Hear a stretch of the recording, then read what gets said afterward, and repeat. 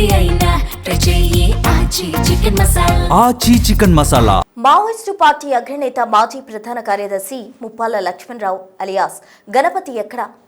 దండకారణ్యంలోనే ఉన్నారా? దేశం విడిచి వెళ్లారా? నేపాల్లో తలదాచుకున్నారా?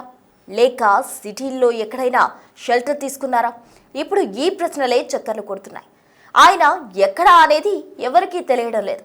మావోయిస్టుల లొంగుబాటు టైంలో ఒకప్పుడు ఉద్యమాన్ని పరుగులు పెట్టించిన గణపతి ఎక్కడా అంటూ అందరూ ఆరా తీయడం మొదలెట్టారు. వయసుతో పాటు అనారోగ్యం రీత్యా 2018లో పార్టీ సారథ్యం నంబాల కేశవరావు అలియాస్ బసవరాజ్కు గణపతి అప్పగించారు. అప్పటి నుంచి దండకారణ్యానికే పరిమితమయ్యారు. ఛత్తీస్గఢ్లో దట్టమైన అబూస్మడ్ అడవుల్లో ఉంటూ పార్టీ కార్యకలాపాలు డైరెక్షన్ చేస్తున్నారు. గత 2 ఏళ్లలో ఎన్కౌంటర్లో కీలక నేతలు చనిపోవడం, పలువురు లొంగిపోవడం వంటి పరిణామాలు చోటు చేసుకున్న గణపతి జాడలేదు. లొంగిపోయిన అగ్రనేతలను విచారించినా పోలీసులకు ఖచ్చితమైన ఇన్ఫర్మేషన్ లభించలేదు. 2024 జూలై 13 నుంచి ఆగస్టు 10 వరకు అబూస్మడ్ అడవుల్లో పోలిట్ బ్యూరో కేంద్ర కమిటీ సభ్యులతో సమావేశం జరిగింది.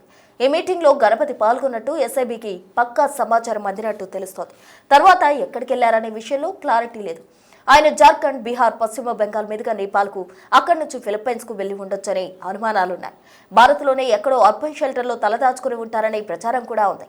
నేపాల్, బంగ్లాదేశ్, శ్రీలంక, భూటాన్, ఫిలిప్పైన్స్లోని విప్లవ పార్టీలకు సీకంపోసులో సభ్యత్వం ఉంది. ఈ నేపథ్యంలోనే గణపతి విదేశాలకు వెళ్లి ఉంటారని నిఘా వర్గాలు భావిస్తున్నారు. పార్టీ మెంబర్స్ 460 మంది, మొత్తం 591 మంది లాస్ట్ 2 ఇయర్స్లో వాళ్ళు బయటకు వచ్చినారు. తెలంగాణకు సంబంధించినంత వరకు మనకు 11 మంది తెలంగాణలో పుట్టి పెరిగిన 11 మంది ఇంకా అజ్ఞాతంలో ఉన్నారు. వాళ్ళు కొంతమంది ఆల్రెడీ మాకు టచ్లోకి వచ్చినారు. వాళ్ళు కూడా పిలుస్తున్నాం, తొందరగా బయటకు రమ్మని చెప్పి.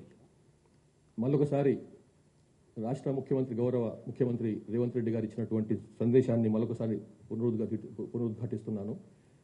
యూజీలో ఉన్నటువంటి వాళ్ళు, తెలంగాణకు సంబంధించిన వాళ్ళు తొందరగా బయటకు వచ్చి ఈ ప్రధాన స్రవంతిలో, ప్రధాన జనవాహినిలో కలవాలని చెప్పి మరొకసారి పిలుపునిస్తున్నాను. తెలంగాణ కోసం అని చెప్పి కాన్స్టిట్యూషనల్ మీన్స్లో, లీగల్ మీన్స్లో పనిచేయాలని చెప్పి వాళ్ళని కోరుతున్నాను.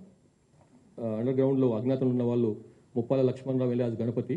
మాకున్న సమాచారం ప్రకారం అతను అడవుల్లో లేడు, ఇక్కడ బయట షెల్టర్లో ఉన్నట్టు తెలుస్తుంది. పుసునూరి నరహరి అలియాస్ సంతోష్, ఇతను east regional bureau member, technical department ఇన్ఛార్జిగా ఉన్నాడు, జార్ఖండ్లో పనిచేస్తున్నాడు. ముప్పిడి సాంబయ్య అలియాస్ సుదర్శన్, ఇతను స్టేట్ కమిటీ మెంబర్గా ఒరిస్సా స్టేట్ కమిటీలో ఉన్నాడు. వార్తశేఖర్ ఎలియాస్ మంగ్తు, ఈయన దండకారణ్య స్పెషల్ జోనల్ కమిటీలో ఉన్నాడు, ఇంజనీరింగ్ వ్యవహారాలు చూస్తాడు, కమ్యూనికేషన్ వింగ్కు ఈయన ఇన్ఛార్జిగా ఉన్నాడు. జోడే రత్నాబాయి ఎలియాస్ సుజాత, ఈమె ముప్పాల లక్ష్మణరావు గణపతి భార్య. ఈమె మార్ట్ డివిజన్ ఇన్ఛార్జిగా ఉంది, divisional committee state zonal committee member స్థాయిలో ఉంది.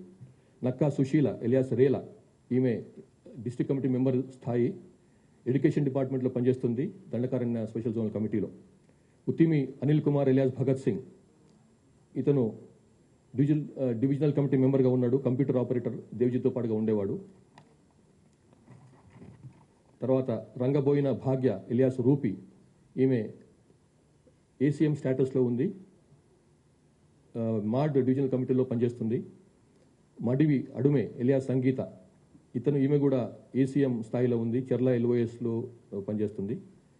కాశపోగు భవానీ ఎలియాస్ సుగుణ, ఈమె ఏరియా కమిటీ మెంబర్గా ఉంది, తిప్పిరి తిరుపతి ఎలియాస్ దేవుజీ టీంలో ఉండి పనిచేసేది. కుంజం ఇడామల్, ఇతను commander Yellandu Narsampet area committee కమాండర్గా ఉన్నాడు. ఈ 11 మందిని కూడా తొందరగా బయటకు వచ్చి రావాలని చెప్పి పిలుపునిస్తున్నాం.